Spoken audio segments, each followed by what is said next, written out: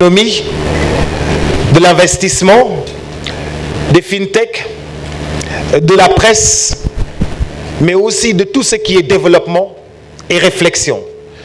Ce qui nous mène aujourd'hui à notre 3e édition du Meetup Afrique. Et dans les éditions précédentes, nous avions partagé beaucoup d'expériences. Monsieur le Président, directeur général du groupe CETAFRIC, Monsieur Mohamed Fall Alamine, pour vous souhaiter à toutes et à tous la bienvenue sous vos applaudissements, s'il vous plaît. C'est parti. Mes chers amis, je vous remercie ce matin pour cet honneur que vous faites au groupe CETAFRIC en répondant présent à la 3e édition du Meetup de CETAFRIC. J'en suis très honoré et je m'excuse auprès de l'assistance pour le retard dans le programme. Tout a été ficelé.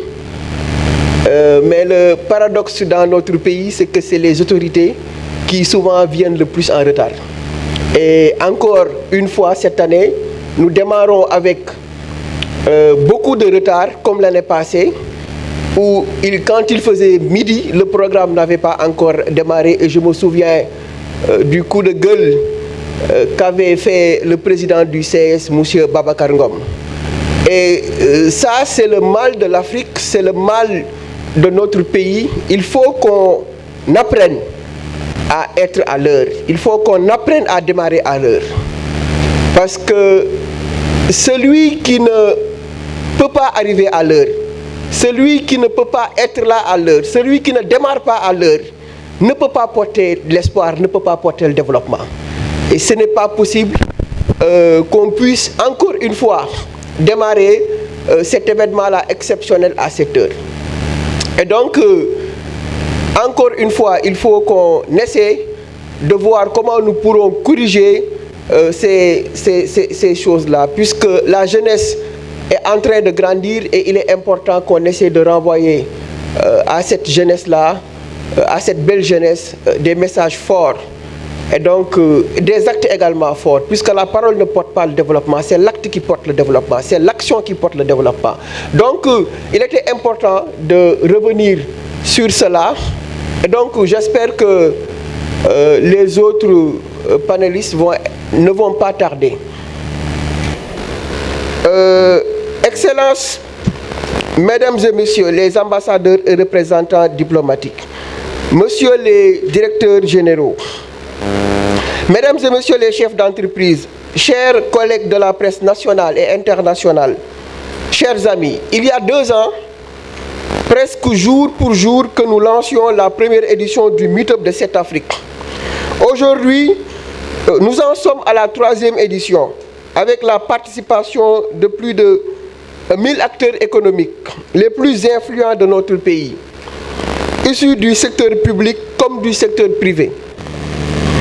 Des rencontres, des échanges et des collaborations aboutissent à des mesures concrètes, des décisions phares, des partenariats exceptionnels, des projets innovants et surtout des emplois sûrs et des formations adaptées pour des centaines de jeunes, pour ne pas dire des milliers de jeunes. C'est tout le sens de cette motivation qui m'a poussé à créer en avril 2020, en pleine crise sanitaire mondiale, CETAFRIC. J'ai lancé CETAFRIC alors que je n'avais que presque 300 000 francs comme ressources, mais je débordais d'ambition, de volonté, d'idées et de courage.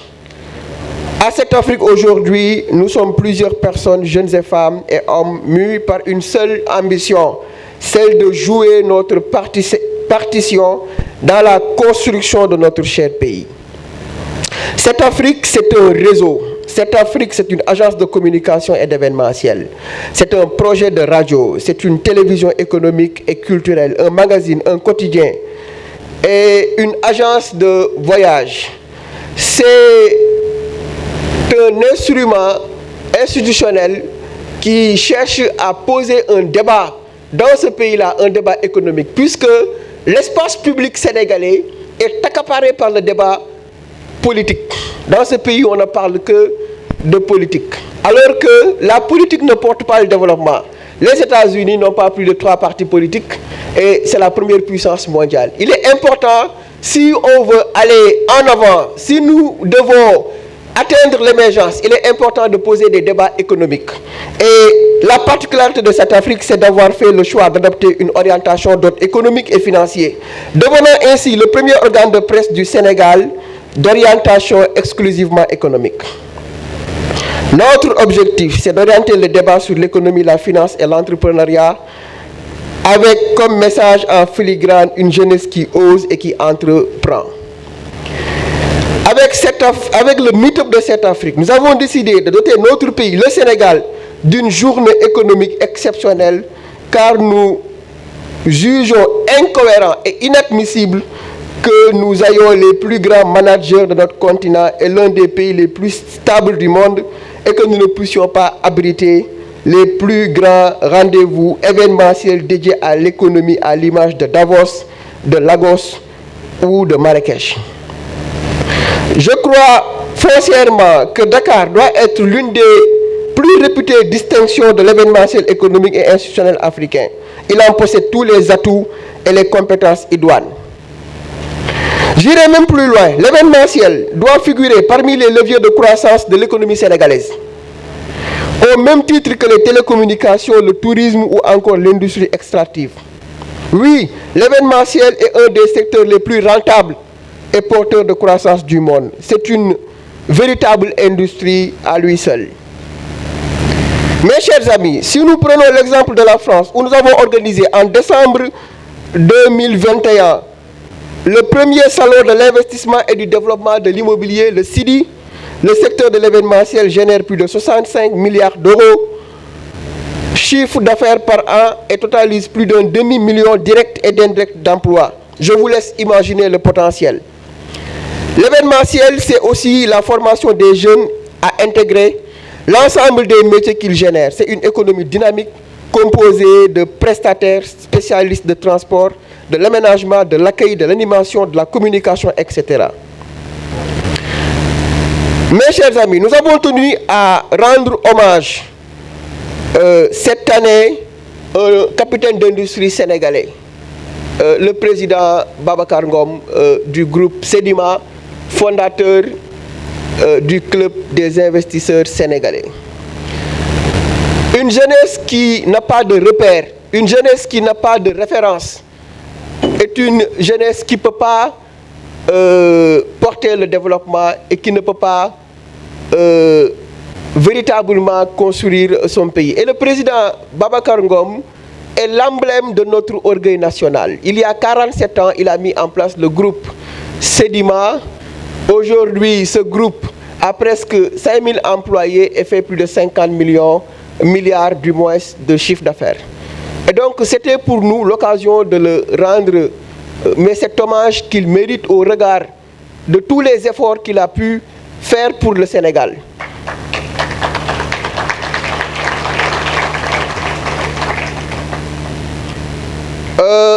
Il était prévu qu'il soit là ce matin. Nous avons même un message de lui que la régie va mettre tout à l'heure. Des engagements remarquables et exceptionnels ont fait qu'il n'ait pas pu honorer ce grand rendez-vous. Mais je souhaiterais lancer un message à la jeunesse pour essayer de revoir encore comment s'inspirer du président Babacar Ngom. C'est un travailleur, un homme discret, efficace, un patriote sénégalais. Quelqu'un qui ne respire et qui n'aime que le Sénégal, qui s'est battu durant toute sa vie, alors qu'il n'avait que 20 ans, pour mettre en place une structure aujourd'hui emblématique qu'est la Sedima. Et les autorités de notre pays devraient véritablement voir comment montrer en exemple davantage les capitaines d'industrie. Parce que si nous n'avons pas suffisamment d'industrie, si nous n'avons pas suffisamment de capitaines d'industrie à l'image de cet homme-là, dont je viens de dire les hautes qualités morales et professionnelles, nous n'allons pas avancer. Et donc, un pays a besoin de références, de repères, d'acteurs économiques emblématiques. Et je pense que le président Babacar Ngom sera à jamais, mais à jamais, dans l'esprit et dans le cœur des Sénégalais. Le thème de ce meet-up comment bâtir un secteur privé national fort et dynamique, ainsi que l'importance de la responsabilité sociétale des entreprises, cadre parfaitement avec le parcours de notre parrain, qui a beaucoup contribué à l'éclosion de ce secteur privé puissant et s'est beaucoup engagé pour les causes sociétales. Je voudrais marquer le coup et remercier tous ces partenaires et institutionnels qui nous ont accompagnés au-delà même de ce meet-up, mais depuis la création de cette Afrique. Je voudrais remercier particulièrement la SEDIMA et son président, M. Babacar Ngom, qui n'a ménagé aucun effort pour la réussite de cet événement-là. Mais également le président d'Africa Bloom Corporate, M. Mohamed Nazir Samb, une grande référence pour la jeunesse, un jeune Sénégalais qui, lorsqu'il arrivait à Dakar, après avoir terminé ses études à Darou Mourti, venait pour faire face à un destin incertain. Et rien ne prédestinait aujourd'hui cette réussite dont il incarne et ce parcours exceptionnel qu'il a pu faire. Et aujourd'hui, c'est l'un des les partenaires les plus sérieux du gouvernement sénégalais. Et c'est quelqu'un qui nous inspire, qui nous accompagne. Et voilà des jeunes que nous devons mettre en avant et montrer à la jeunesse africaine. Mais remercier également le ministre des Finances et du Budget, M. Abdoulaye Daouda Diallo, qui s'est battu, qui s'est mobilisé, mais personnellement pour la réussite de cet événement-là. Le directeur général du budget, M. Cheikh Ahmed, plus du moins le directeur général du budget, comment il s'appelle? M. Moustapha Ba. Nos remerciements vont également à nos partenaires Oumo Group, la DER, PAPS, Cegis, Wave, Reality Immobilier, la BOA, Ecobank, AXA Assurance, EDK, OL, CAC, Pays Dunia, Orange, qui vient de rejoindre les partenaires du meet-up de cette Afrique. Je salue également la responsable RSE qui va tout à l'heure être ici pour nous parler de comment Orange investit dans ce secteur-là qui est important. Mais également, ces études nous ont accompagnés, soutenus tout au long de cette aventure et qui ont permis la tenue de cette édition supplémentaire du meet-up de cette Afrique. Mesdames, Messieurs, si 2020 et 2021 ont été des années moroses pour les activités événementielles partout dans le monde, 2022 s'annonce déjà comme celle de la reprise, de l'adaptation et de l'innovation. C'est pour cela, à cette Afrique, nous avons lancé plusieurs activités qui répondent parfaitement au contexte et préoccupations de la conjoncture économique actuelle. À côté du meet-up, nous avons lancé les salons de l'investissement et du développement de l'immobilier du Sénégal. D'abord à Paris, ensuite à New York, en septembre prochain, où nous serons à côté du président de la République Macky Sall, qui tiendra un double discours. D'abord en tant que président de l'Union africaine, puis en tant que président de la République du Sénégal. Ensemble, bâtissons un secteur privé fort et dynamique porté par une jeunesse vaillante au service de l'intérêt général et des populations. Je déclare ouverte la 3e édition du Meet-up de cette Afrique. Je vous remercie.